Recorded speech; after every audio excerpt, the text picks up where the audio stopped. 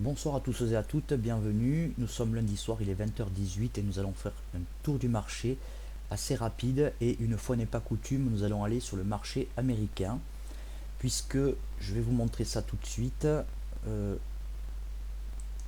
Voilà, on va commencer par le S&P. Le S&P semble rebondir. Alors il a rebondi, oui, évidemment, sur ce fameux support dont on a parlé à plusieurs reprises sur le marché américain. Il est sur une petite résistance, enfin sur une résistance même, mais les probabilités qu'on aille tester les 2120 sont assez importantes, et c'est d'autant plus flagrant sur le dos, puisque celui-ci, alors je vais vous montrer, c'est flagrant, j'espère que c'est pas un piège à acheteur, il faudra être vigilant quand même. Alors le dos fait un pattern correctif, trouve une PPA ici à 17 520 et prend double appui dessus et fait un gros avalement haussier aujourd'hui avec un stochastique qui croise. Alors évidemment à condition qu'on clôture sur ces niveaux, hein, ce qui m'amène à penser que le dos devrait faire un plus haut à horizon court terme, un plus haut que donc que les 18 260. Un peu plus précisément, on va aller voir alors Adobe System, qui lui semble être en route très clairement pour au minimum les 80-20 ici, hein, au moins le double top, pourquoi pas.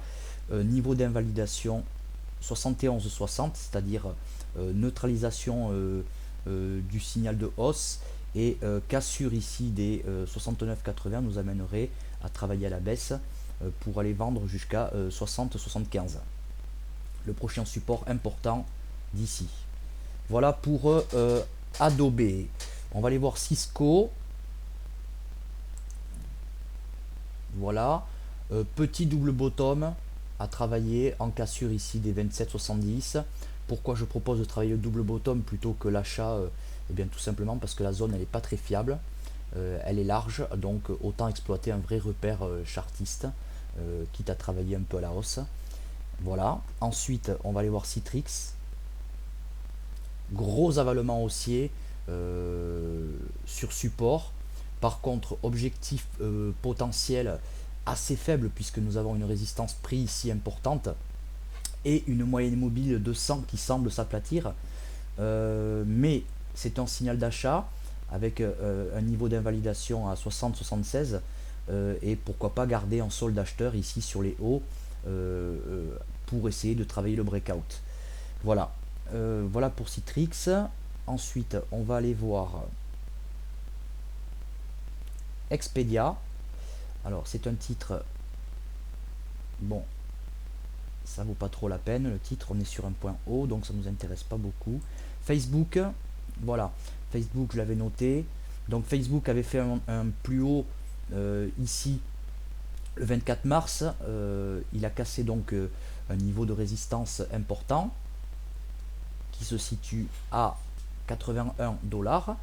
Il a fait un pullback dessus et là il fait un bel avalement haussier, hein. Il semblerait même qu'on est en signal d'achat. En tout cas, le niveau d'invalidation serait 79,03 et le potentiel de hausse est à calculer, mais je crois qu'il se situe autour des 89, me semble-t-il. Les indicateurs sont haussiers sur Facebook, autant le stock que le RSI. C'est un bon signal que j'aurais pris si j'étais swing trader assez volontiers. Voilà, et en tout cas sur Facebook, moi je reste acheteur sur repli, même jusqu'à 74,35 ici. Après quoi, je passerai évidemment neutre à baissier. Voilà pour Facebook. Ensuite, on va aller voir Groupon, me semble-t-il, de mémoire. Voilà. Alors, acheter le support ici. Pourquoi pas sur signal technique. Là, le signal technique, on l'a pas. On a juste une cassure du précédent haut. C'est pas fameux. Donc, moi, j'attendrai un vrai signal technique pour aller acheter avec objectif 8,30 et objectif intermédiaire à 7,84 ici. Niveau d'invalidation, évidemment, clôture journalière en dessous des 6,88 et qui serait même un signal de vente pour aller chercher le prochain support ici à 5,75. On a des niveaux assez évidents sur le marché américain. ensuite on va aller voir Apple. Voilà, Apple pareil, avalement haussier, rebond sur moyenne mobile 50, le stochastique s'est retourné et le RSI est au-dessus de la zone de neutralité. Donc test des 134,30 à court terme, assez probable. Niveau d'invalidation, eh bien cassure des 121,20. En tout cas, neutralisation de la hausse en cassure des 118,30. Voilà. Voilà pour Apple. Eh bien c'est à peu près tout, me semble-t-il. Alors je vérifie 2 secondes. Oui, voilà. Hop. eBay, alors pourquoi eBay? Parce que voilà, parce que c'est un cas d'école quasiment. eBay, voilà. Aujourd'hui, l'ouverture, pardon, s'est faite ici. D'accord? Elle s'est faite pile poil sur une PPA importante, hein, constituée des 61,90 et des 100% d'expansion. Et surtout, enfin du moins surtout non, en plus, eh bien, en chandelier japonais, ici, nous avons une magnifique ligne de contre-attaque haussière. Voilà, donc c'est pas mal, ça nous met en alerte. Les indicateurs ne se sont pas encore retournés, mais on a un bon niveau d'achat ici. D'accord. Alors, les plus gourmands achèteront ici en une petite position et la cassure ici des pardon, 57, 45, 50, eh bien, donne un bon signal d'achat avec comme objectif intermédiaire les 60,96 et le prochain serait un peu plus haut.